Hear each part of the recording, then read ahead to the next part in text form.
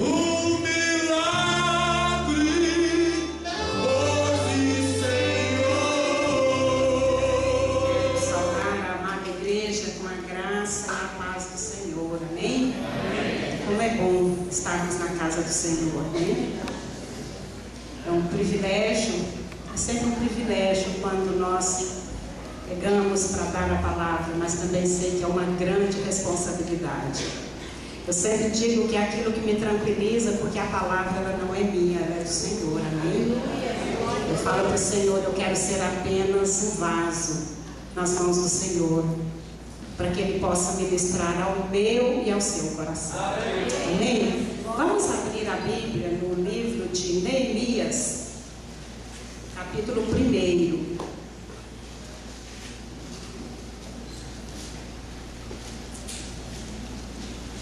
Neemias, capítulo 1, nós vamos ler os 4 primeiros versículos.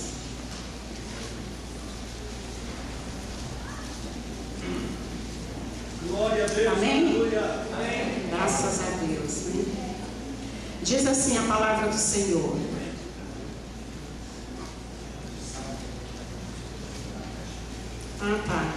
Pouco antes do livro dos Salmos. Todos acharam que tem algumas Bíblias ainda sendo folheadas, né? Depois de Esdras, Neemias, perto de Salmos. Diz assim a palavra do Senhor: as palavras de Neemias, filho de Acalias, no mês de Quisleu, no ano 20º, estando eu na cidadela de Suzã, veio Anani, um de meus irmãos, com alguns de Judá. Então lhes perguntei pelos judeus que escaparam e que não foram levados para o exílio e acerca de Jerusalém.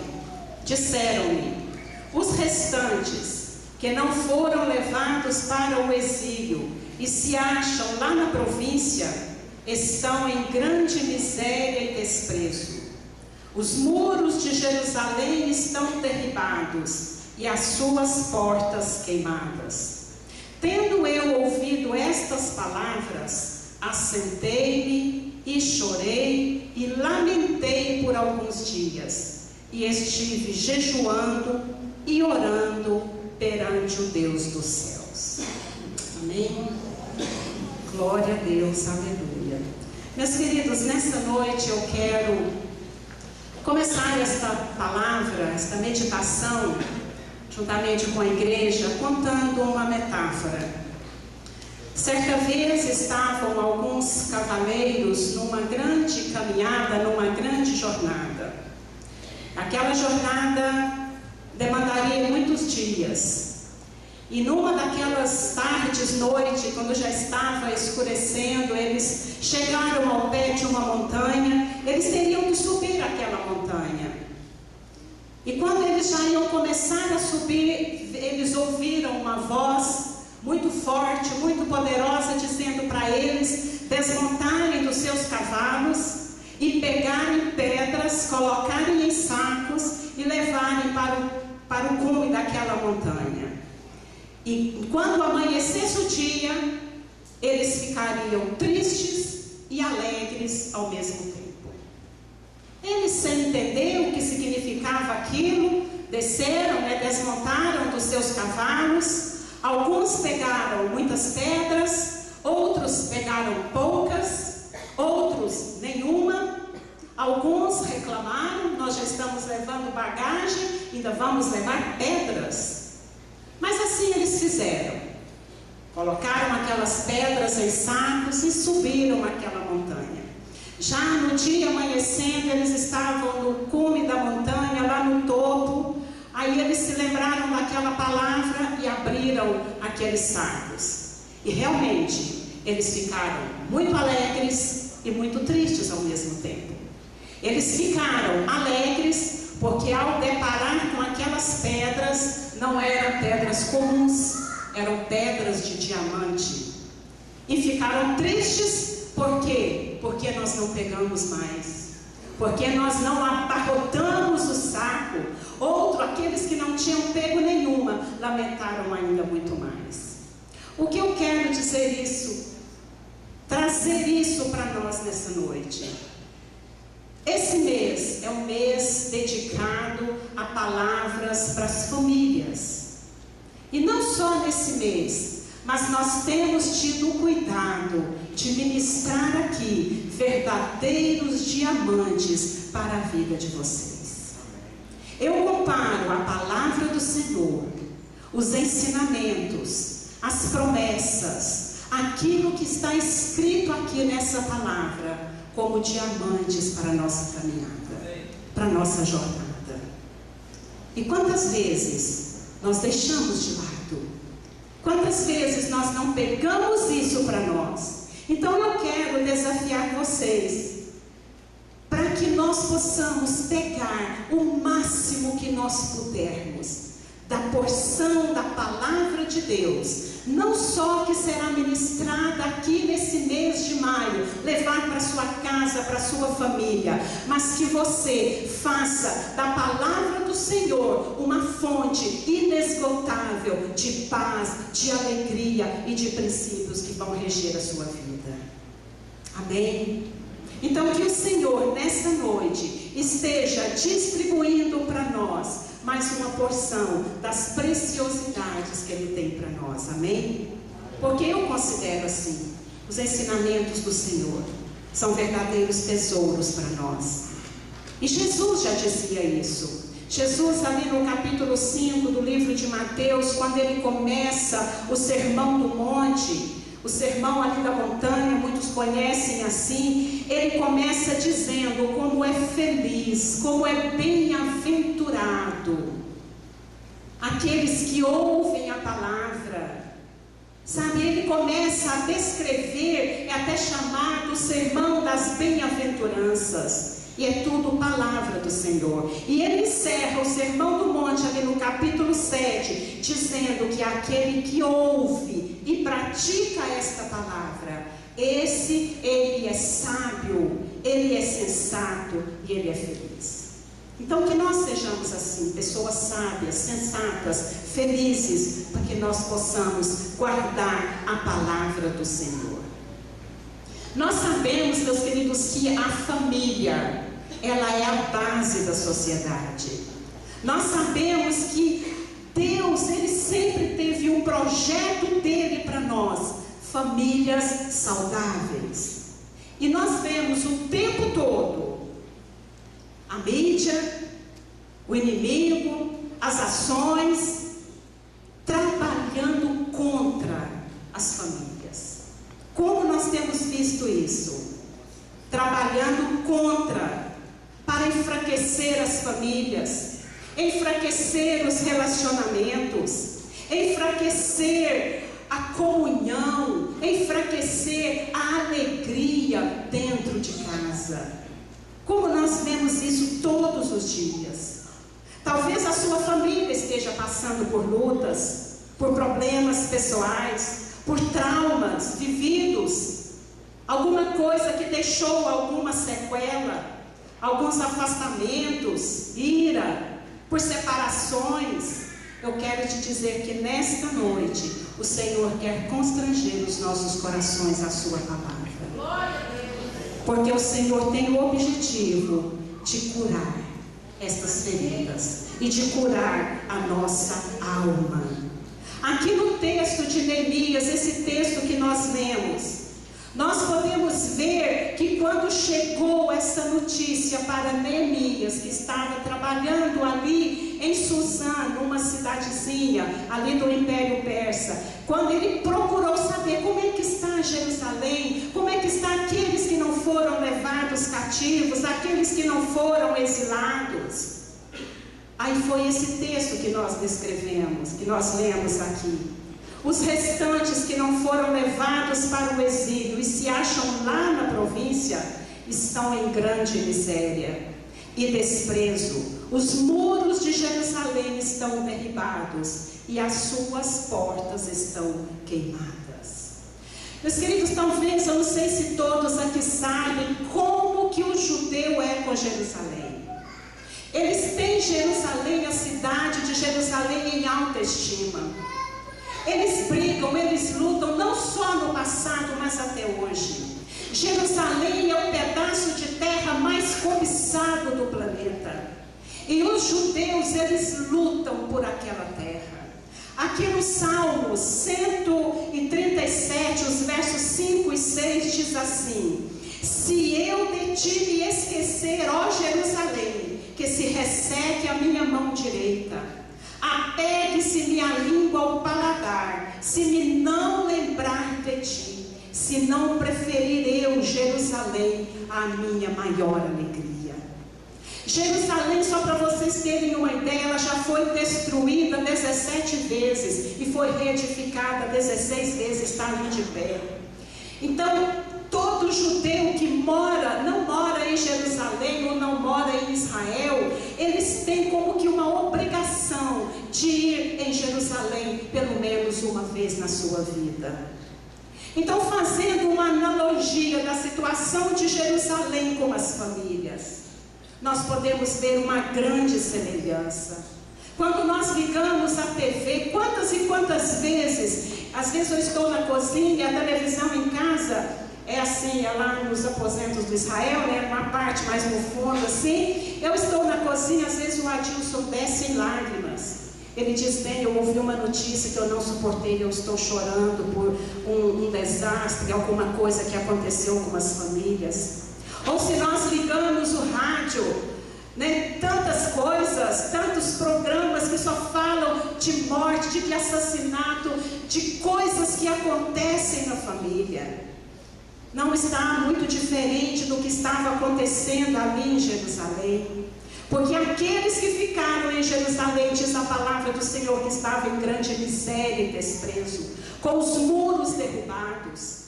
O muro ser derrubado, para eles tinha um significado muito grande, por isso é que eles foram derrubados. Significava que eles estavam sem honra, sem dignidade. Então Jerusalém estava vivendo neste contexto, nessa época. Então nós podemos ver que ali estava um caos. E é com grande tristeza que muitas vezes nós ouvimos coisas tão sérias a respeito de famílias. Eu estava ouvindo um pastor agora, esta semana, e ele contando um caso que aconteceu na igreja que ele pastoreia. Ele disse que foi procurado por uma adolescente de 13 anos. E disse: pastor, eu preciso conversar com o senhor. Ele disse: o que foi, minha filha? Ela falou assim: uma coleguinha minha da escola, também de 13 anos, me procurou. Eu não sei o que falar para ela. Ele disse: o que aconteceu? Pastor, ela me procurou e disse assim: olha, e falou o nome da garota, e falou assim: eu não sei o que eu faço, porque esta semana minha mãe me procurou, a coleguinha falando para ela, e me disse assim: minha filha, eu preciso conversar com você. Você já é uma mocinha, você já está na idade de começar a praticar o sexo. O sexo é uma coisa muito boa, mas tem que ter muito cuidado, porque a primeira vez ela é muito especial. Então tem que ser uma coisa bem feita. Se você quiser, eu te empresto o meu namorado. E aquela criança ouviu aqui e falou: pastor, o que eu faço? Irmãos, tal coisa acontecendo hoje. Essa é uma história que eu ouvi, essa aconteceu comigo. Eu fui procurada por uma jovem de 17 anos, muito bonita, linda menina, e me procurou e disse: pastora, eu não sei o que eu faço. Eu disse: o que está acontecendo, minha filha? Ela disse: pastora, o meu pai está me assediando dentro da minha casa. Eu disse: o seu padrasto? Ela disse: não, o meu pai. Eu disse: sua mãe? Pastora, ela não acredita em mim.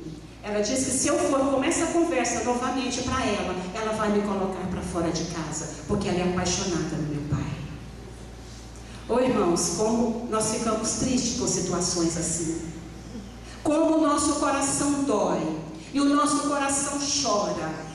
Dá vontade de fazer como Neemias fez. Tendo eu ouvido estas palavras, assentei-me e chorei e lamentei por alguns dias, e estive jejuando e orando perante o Deus dos céus.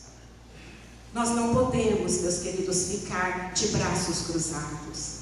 Nós não podemos ficar parados. Famílias que foram feitas, que foram criadas por Deus, vivendo tragédias como essa. E quantas outras nós podemos, se eu der oportunidade aqui, muitos teriam histórias como esta para estar contando. Neemias, ele agiu, ele orou. Ele começou a pedir perdão a Deus. Ele se incluiu no pecado daquele povo. Se você ler a história, você pode detectar isso. Nós também, meus queridos irmãos, nós podemos fazer muito. Não só pela nossa família, mas também pelas famílias que estão sofrendo. Famílias do nosso lado, famílias no nosso bairro, na nossa cidade. E eu tenho certeza que o Senhor tem muito o que fazer através de mim e através de você. Talvez você tenha o privilégio, teve ou está tendo o privilégio de crescer em um lar estruturado, de ter pai, de ter mãe presente, pais que dedicaram tempo, dedicaram os ensinamentos a você.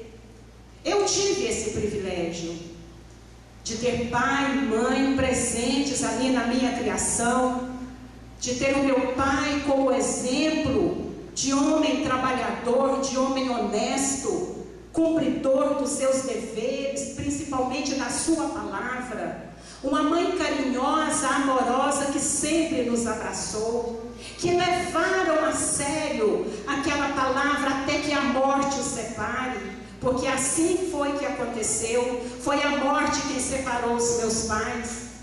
Recentemente o papai partiu. Eles tinham 63 anos de casados. Deixou um grande legado para nós, os seus filhos, para mim, para os meus irmãos. Tenho o privilégio de ainda ter a minha mãe, que agora no dia 25 estará completando 85 anos de idade, mas até hoje me dá lições preciosas, me ensina coisas maravilhosas. Hoje mesmo eu estive na casa de minha mãe à tarde, ela estava ali tricotando, ela estava ali fazendo uma peça, uma veste lá para levar para as minhas irmãs.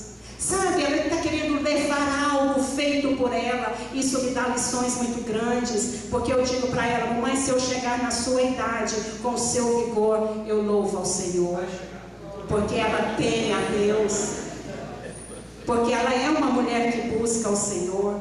Mas não são, infelizmente, todas as pessoas que tiveram esse privilégio, não é verdade? Se a sua criação, os ensinamentos que lhe foram passados não foram tão bons, se deixou alguma marca, deixou alguma sequela na sua vida, eu quero te dizer que você pode fazer diferente com a sua família.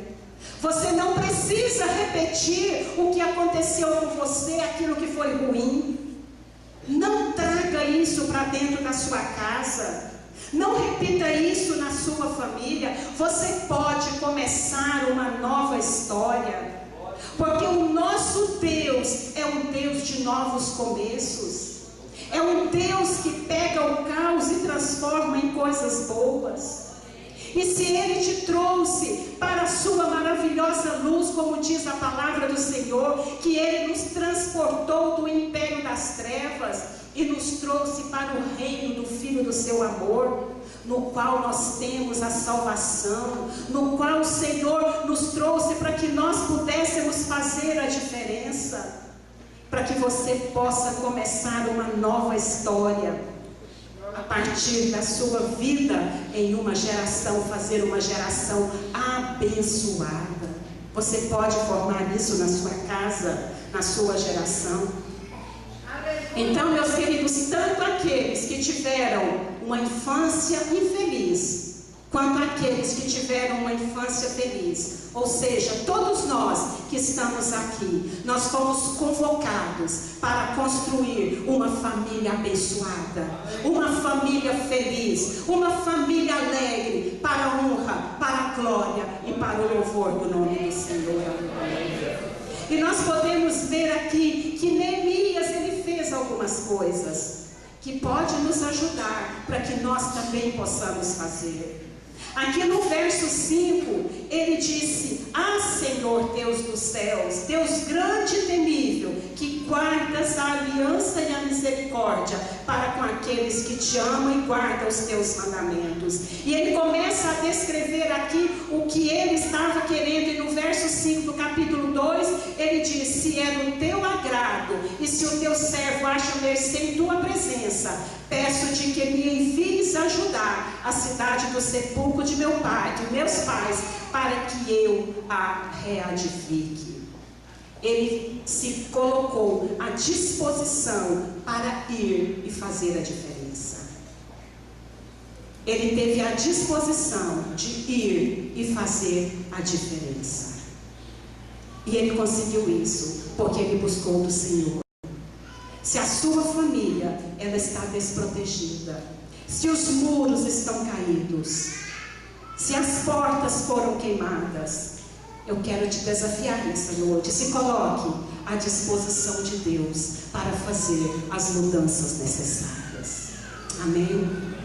Tenha como objetivo a reconstrução dos muros. O desejo de Neemias era muito grande em reconstruir a sua querida cidade. Isso ardia no seu coração. O que arde no seu coração pela sua família? O que está errado que você já tem detectado? Neemias, ele não estava ali presente naquela situação. Ele não estava vivendo ali. Ele poderia simplesmente ser omisso. Ele poderia ignorar aquele fato. Mas não, a sua atitude foi uma atitude digna. Eu irei e reconstruirei a cidade. Eu irei e trarei dignidade para aquelas famílias que estão sendo humilhadas. Isso ele propôs no seu coração. Isso se tornou tão forte no coração de Neemias que o motivou a falar com o rei. Ele estava trabalhando ali para o rei, ali na cidade de Suzã. E o rei era a autoridade máxima ali. E ele encontrou também no coração do rei, porque Deus estava na frente de tudo isso, e deu o rei, além de permitir que ele fosse, ainda lhe deu tudo o que ele precisava. Tudo que você precisar, o Senhor vai te equipar. Tudo que você precisa para que seja reedificada, seja a sua família, ou seja alguma família ao seu lugar, Deus vai abrir as portas que você necessita. Porque isso é da vontade do Senhor. Isso é do querer do Senhor. E é isso que Ele quer que nós façamos. Ele tinha um objetivo claro na mente dele. Ele queria ir ali em Jerusalém. Não importa, ele enfrentou o rei, porque o rei poderia até mandar matá-lo se quisesse, mas ele enfrentou.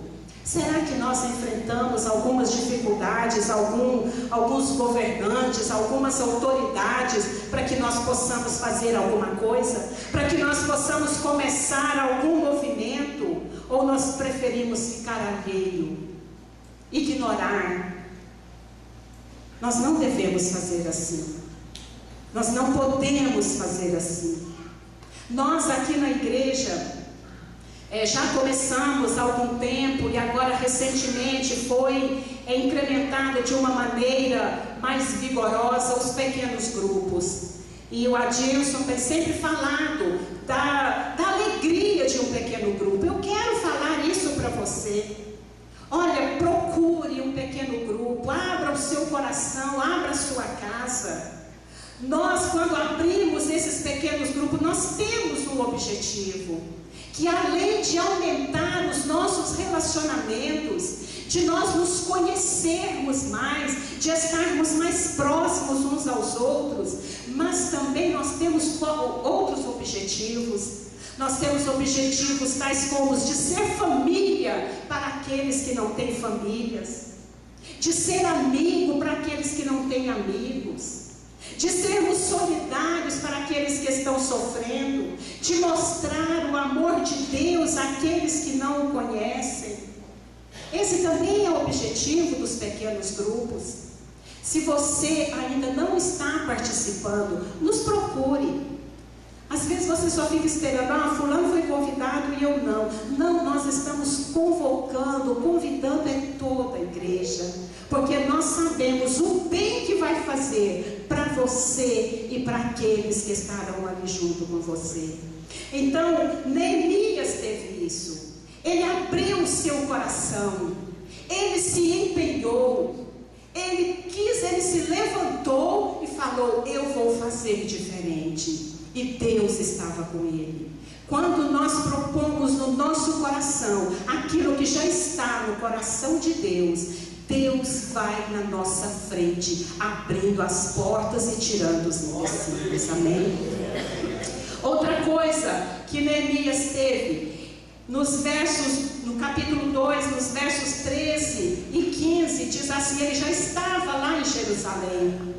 Aí quando ele chegou em Jerusalém, ele diz assim: de noite, saí pela porta do vale para o lado da fonte do dragão e para a porta do monturo, e contemplei os muros de Jerusalém que estavam assolados, cujas portas tinham sido consumidas pelo fogo. Passei à porta da fonte e ao açude do rei, mas não havia lugar por onde passasse o animal que eu montava. Subi à noite pelo ribeiro e contemplei ainda os muros. Voltei, entrei pela porta do vale e tornei para casa. Então, o que Neemias fez? Ele teve uma visão geral da situação. Ele saiu à noite para dar uma averiguada o que estava acontecendo, como que estava a situação de fato. Antes ele tinha apenas ouvido falar como estava, mas agora ele saiu. Ele foi ver como estava. Quando nós nos dispomos para ser instrumento de reconstrução, seja na nossa família, seja em outra família, nós precisamos também fazer uma avaliação. O que está errado? Onde é que tem uma brecha? Onde é que o inimigo está entrando, está zombando de mim, da minha família, ou na família do lado, do meu irmão, do meu primo, seja de quem for, do meu vizinho? Onde a situação está pior? Onde é que os muros estão derrubados? Onde é que está precisando de conserto? O que está sendo incendiado ou foi incendiado pelo inimigo? Nós precisamos de ter uma visão. Nós precisamos de fazer essa leitura. Porque a partir daí é que o Senhor vai nos dar estratégias para nós agirmos, para nós fazermos alguma coisa. Foi isso que Neemias fez. Porque nós não podemos simplesmente ligar a televisão e dizer: meu Deus, não é possível estar acontecendo uma coisa dessa. Ou abrir um jornal e falar: não acredito. Uma mãe fez isso, abandonou a criança, jogou no rio, fez aquilo outro. Não acredito, eu não acredito, não pode. Nossa, o mundo está perdido. E eu ficar alheio a esta situação.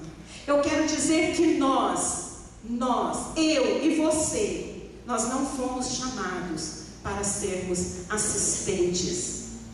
Nós não fomos chamados apenas para ser plateia aqui na humanidade, na história que gera, na história que está acontecendo ao nosso redor. Mas nós fomos chamados para sermos agentes transformadores nesse mundo tenebroso. Nós somos chamados a ser luzeiro neste mundo pervertido e corrupto, como diz a palavra do Senhor.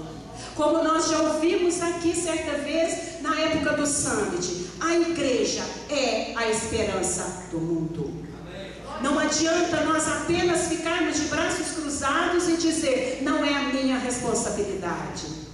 Não. Se não houver a consciência de que nós, os discípulos de Cristo, só existimos, presta atenção, se não houver essa consciência de que eu e você, nós só existimos como igreja, porque existe uma seara, existe um mundo a ser resgatado, e que neste mundo nós somos a encarnação do amor de Deus. Se não houver essa consciência, também não há sentido na nossa existência. Muitas vezes nós cantamos aqui: Senhor, abra os meus olhos, eu quero ver a sua glória. Ou louvorio, o hino que nós cantamos aqui, eu até anotei que eu não conheço muito. Eu quero ser os seus braços, usa-me na sua seara. Não é isso, pastor Leonardo? Então diz que eu quero ser os seus braços, eu quero ser instrumento teu para levar a tua glória. Eu quero ser os seus pés, eu quero ser as suas mãos. É muito sério quando nós oramos assim. Sabe por quê? Porque eu entendo assim, se Deus abrir os nossos olhos, eu não sei se nós vamos ver a glória dele. Às vezes eu penso que se o Senhor abrir realmente os nossos olhos, o que nós vamos ver é a mazela, é o caos, é a destruição desse mundo. Mas também que nós vamos ver, eu e você, como agentes transformadores, para trazer a glória de Deus, a palavra do Senhor, para este mundo que está no caos. E esse mundo, essas pessoas, ser transformado, é isso que é a glória de Deus. Quando há transformação, quando há pessoas se rendendo aos pés do Senhor, quando há pessoas que entendem que há um Deus maior e que pode cuidar do meu problema, e que eu não preciso viver nessa destruição, porque há algo melhor para mim. É assim que eu entendo, é assim que eu vejo. Quando a glória de Deus, eu vejo nesse sentido, quando há transformação, quando nós trazemos o reino de Deus para o mundo, é a glória do Senhor. Porque qual o interesse de Deus em apenas mostrar a glória dele? Como ele mostrou para Moisés que o rosto dele brilhava. Ali havia um objetivo, ali havia um porquê. Mas hoje nós queremos ver a glória de Deus para quê? Para sermos agentes de transformação, como Moisés foi, ou apenas voltado para mim mesmo? Eu quero é Deus, eu quero estar apenas com o Senhor, voltado para Ele, para as coisas do alto. Enquanto nós estamos aqui neste mundo, os nossos olhos têm que estar voltados para o caos que está o mundo, porque o Senhor nos mantém aqui. Porque há uma seara, como eu disse, a seara é grande, e poucos são os trabalhadores. Rogai, pois, ao Senhor da seara, que mande trabalhadores, que mande trabalhadores. E você é um trabalhador do Senhor, amém? Você é um agente transformador nesse mundo. Você, como eu, nós, a igreja, foi escolhida realmente para ser os braços do Senhor, para ser as mãos do Senhor, a boca de Deus. Quando é que as pessoas vão ouvir Deus? Quando você falar. Quando é que as pessoas vão se sentir abraçadas por Deus? Quando você as abraçar. Quando é que as pessoas saberão que Deus as ama? Quando você disser isso. O Senhor te ama e o Senhor não te quer nesta situação. É assim que o Senhor quer. O Senhor pode nos mostrar aquilo que está destruído e nos usar para a reconstrução. Amém? Outra coisa que Neemias fez, o Senhor fez com ele no verso 17 e 18 do capítulo 2, diz assim: então lhes disse: estais vendo a miséria em que estamos. Ele reconheceu isso. Jerusalém assolada e as suas portas queimadas. Ele está fazendo um apelo aos habitantes ali de Jerusalém.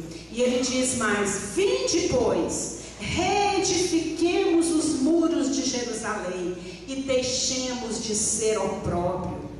E lhes declarei como a boa mão do meu Deus estivera comigo, e também as palavras que o rei me falara. Então eles disseram: disponhamos-nos e edifiquemos, e fortaleceram as mãos para a boa obra. Glória a Deus. Eles fortaleceram as mãos para a boa obra. Numa outra tradução diz que eles se encheram de coragem. Eles se encheram de coragem. Então eu vejo que Deus, Ele não só abriu os olhos de Neemias para a reedificação dos muros, mas também o encheu de coragem. Tinha que ter muita coragem. Mas será que é só com Neemias que o Senhor fez aquilo? Eu te digo que não. No Salmo 144, verso 1 diz assim: bendito seja o Senhor, rocha minha, que me adestra as mãos para a batalha e os dedos para a guerra. Glória a Deus. Em 1 Timóteo, capítulo 1, verso 7, diz assim: porque Deus não nos tem dado espírito de covardia, mas de poder, de amor e de moderação. O Espírito do Senhor, Ele está em você, Ele está em mim. O Espírito Santo de Deus está sobre a igreja do Senhor. Ele está dentro de nós para realizar obras maravilhosas que às vezes nem nós mesmos sabemos. Mas quando nós nos dispomos, nós vamos realizar grandes coisas. Eu estava ouvindo um pastor ali no congresso da CEPAL e ele disse assim: sabe, meus irmãos, eu temo muito o dia que chegar diante do Senhor. Às vezes nós fazemos coisas que não eram para ser feitas e deixamos de fazer coisas que o Senhor nos mandou fazer. Ele disse assim: eu tenho a impressão de que é como se nós tivéssemos que subir uma grande escadaria e nós chegássemos ali e subíssemos vários degraus. Quando nós chegamos lá no topo, cansados, já ofegantes, aí quando nós olhamos, procurando, assim: oh, você subiu a escada errada. A escada é aquela do lado ali, ó, você está no lugar errado. Como é que eu passo para lá? Não tem jeito, tem que descer e subir de novo. Muitas vezes nós gastamos tanto das nossas forças em fazendo coisas, em ativismo, que o Senhor não nos mandou fazer. E quando nós chegarmos diante do Senhor, Senhor, eu fiz isso, isso e aquilo outro. Pois é, você gastou muita força, mas eu não te mandei fazer, não foi isso não. Você como igreja, não era isso que eu te chamei para fazer. O que você tinha que fazer era coisas diferentes, e você não fez. Irmãos, vamos pedir ao Senhor que nos mostre, que abra os nossos olhos como Ele abriu de Neemias, que fortaleça as nossas mãos e que nos ajude a fazer aquilo que Ele quer que nós façamos como igreja. O Senhor não quer só o ativismo. Eu fiz isso, fiz aquilo, mas está aí, qual é o resultado de tudo isso? Tem engrandecido o Senhor? Tem feito diferença no reino? Ou não? O que tem sido? O que você tem feito? E daí? O Senhor tem se agradado disso ou não? O bom Deus, como disse aqui na palavra do Senhor, quando falou para Neemias, né? Quando nos dispomos nas mãos de Deus, quando Ele se dispôs para ser canal de bênção, o Senhor não o deixou só. O Senhor não disse: Neemias, vai. Não, o Senhor foi com ele, esteve com ele durante todo o tempo. O Senhor é esse Deus que não nos deixa só. É o Senhor que não nos abandona no meio da batalha. Pelo contrário, Ele entra na batalha comigo. Se passar pelo fogo, Ele não vai te queimar, porque eu vou estar ali. Se passar pelas águas, elas não vão te submergir, porque eu estarei ali com você. Ou vocês acham que Neemias não enfrentou dificuldades? Foram muitas as dificuldades, os opositores, eles se levantaram contra.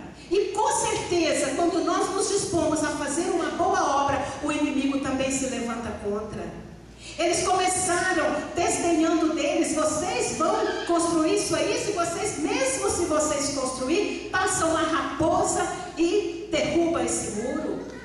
Ou começaram a jogar contendas, ou mandava notícia para Neemias: vem cá que eu quero conversar com você. Neemias falava assim: eu não tenho tempo, estou fazendo uma grande obra, eu não tenho tempo para descer para ir falar com vocês. Então, o inimigo, ele se levanta contra, mas o Deus dos céus é quem dará bom ânimo. O Deus do céu é quem nos dará êxito. A nós, igreja, temos apenas nos dispor e fazer. Apenas dispor e fazer. Isso basta para o nosso Deus. Isso basta para Ele. É só isso que Ele quer. Ah, mas isso é caso perdido. Isso nessa família não tem jeito. Não tem jeito? Tem jeito sim. Porque o Senhor é Deus que faz, que levanta do monturo e que nos ergue, que nos coloca assentados junto com os príncipes. O Senhor edifica, mesmo estando em ruínas. Mas, por último, aqui uma coisa interessante que Neemias fez. Ele trabalhou em parceria. Ele trabalhou em parceria. Se nós formos ler aqui todo o capítulo 3, nós podemos ver que esse capítulo 3 é uma descrição do que cada família edificou. Ele dividiu as famílias. Vocês vão reedificar essa parte do muro, vocês vão levantar essas portas, vocês vão fazer assim, assim, assim. Então o que aconteceu? Eles estavam ali juntos, eles estavam unidos. Enquanto cada um está voltado apenas para o seu mundo, para a sua vida, vivendo egoisticamente, podemos conquistar pouca coisa. Mas quando nós nos dispomos a dar as mãos, a nos juntar, a nos unir como igreja, nós faremos grandes coisas. Nós reedificaremos aquilo que está em ruínas. Nós podemos ver aqui, né, que eles começaram, um fazia uma coisa, outro fazia outra, e o muro foi sendo erguido, e o inimigo ali atacando de maneira ferrenha mesmo. As oposições eram grandes. Teve um momento ali em que eles tinham que trabalhar com uma mão segurando a espada e a outra, acho que levando tijolo, tirando entulho, tirando aqueles monturos, porque tinha muito entulho. Aqui fala que eles já estavam desfalecendo, porque havia muito entulho. Havia um muro derrubado, então sobra muita pedra, coisas pesadas, aqueles entulhos, aqueles monturos, né? No verso 23 diz que eles nem tiravam a roupa. Do jeito que estava, eles já davam uma cochiladinha ali e permaneciam com arma na mão. Trabalhavam de dia, vigiavam à noite e iam revezando num trabalho árduo, porque a obra era urgente. E hoje?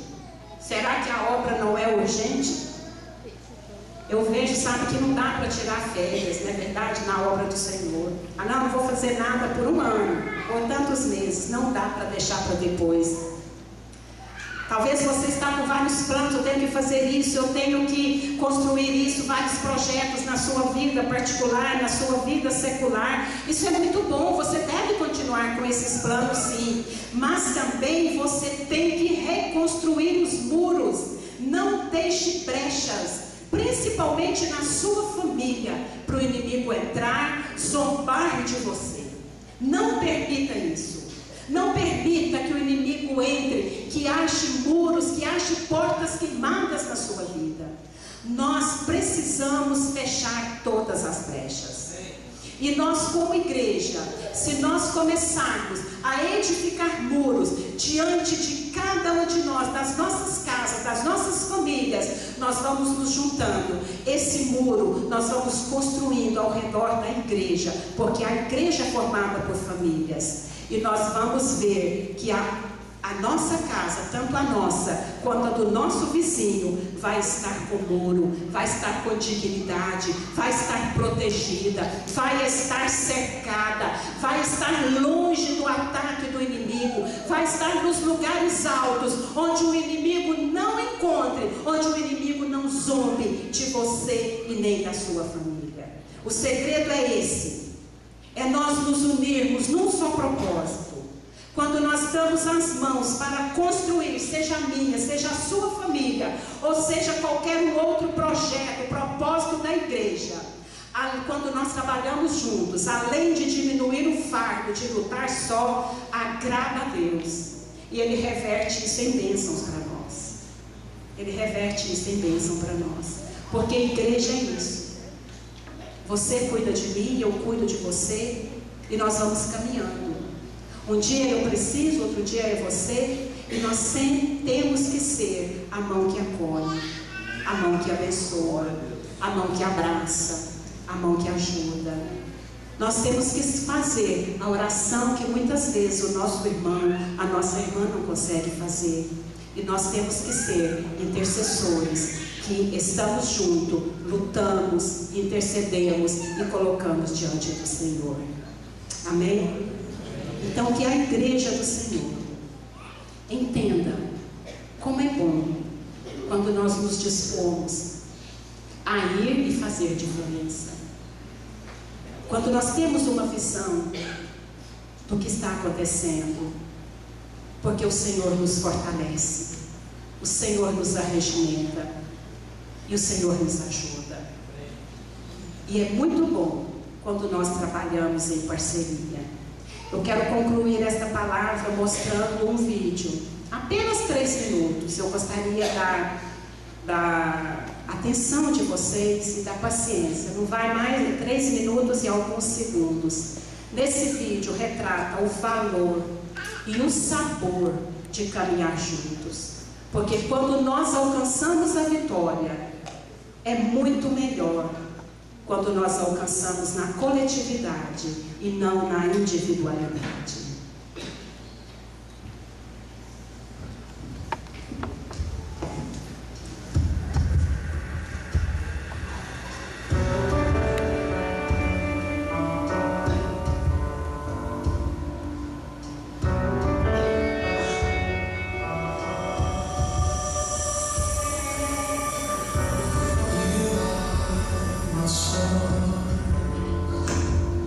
The light